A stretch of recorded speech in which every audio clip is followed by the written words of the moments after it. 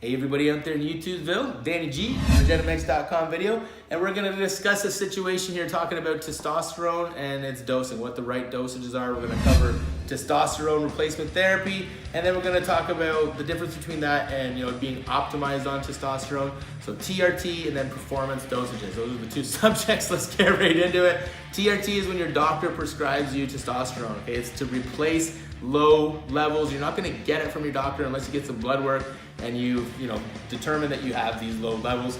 There's a lot of different low levels, and apparently with the doctors in the States, there's a lot of different, effectively, raised hormones for TRT. Okay, it changes depending on how old you are. So, we know what our levels were like when they were in their prime, when we were in our prime, in our adolescence, in our teen years, and into our early 20s. We know the levels, the doctors, everybody knows what these levels are. But once it, just to reiterate, when you're 45, they're not going to give you those levels. They're going to, give you the average of what a 45-year-old, your age group, would have. And, that's better than nothing, okay? But that's not being optimized. Even these levels down here, the adolescent levels, those aren't technically being optimized in a lot of cases, okay? They're just upper echelon of acceptable testosterone for us, men and everything, right?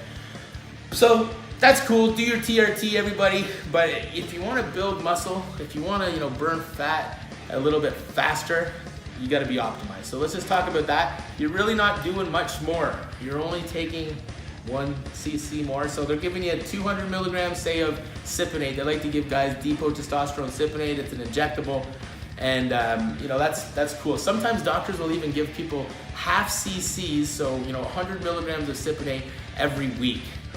That's not doing much. In my experience and from seeing all the blood work that I see, that's keeping you lower than what you might already have in the TRT, because you're gonna go or what you might have had before the TRT, because you're gonna start to raise and you're gonna dip. The esters aren't lasting that whole week with the effective anabolic range. It's just not happening. Okay, these things aren't effective that long, and it's such a low dose. It's almost like, why bother? But the doctors are doing it, and that's fair, I guess, right? Why not? But if you want to be, up into better ranges, you can do so safely. It's not much more. You're taking 2 cc's a week would be the first effective optimization on testosterone. And you can expect to block the barrier of cortisol, where you can actually start to hold new weight at that point, because that's how testosterone works, right, guys? You give yourself extra free-bound testosterone, and then if you give that, repairs tissue and starts, does the protein synthesis and the nitrogen uptake and does all that. Okay, but the other side of it is you need to block cortisol, nasty cortisol. We all have a ton of it floating through our bodies. And one of the gifts of testosterone, if you get right levels of it, you will block cortisol, and then you can hold new weight, because cortisol is our body's governing system. All right, it's a rev meter. It keeps the muscle off.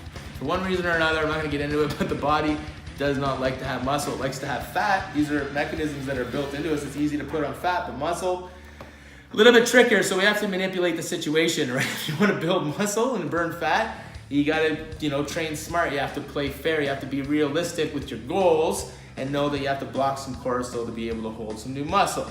So there's people doing some crazy things with testosterone, either super dosing it. Everybody does a lot of weird stuff with it, but really you don't need to. My experience is better just to be in the game, slightly optimized, and that's it. All right, you don't need to, you raise the levels up, then you start to get the side effects. You'll hold more water, your skin will be bad, you'll be more moody. But if you just give yourself an optimized synthetic homeostasis and keep it consistent, you'll be just dandy, I promise.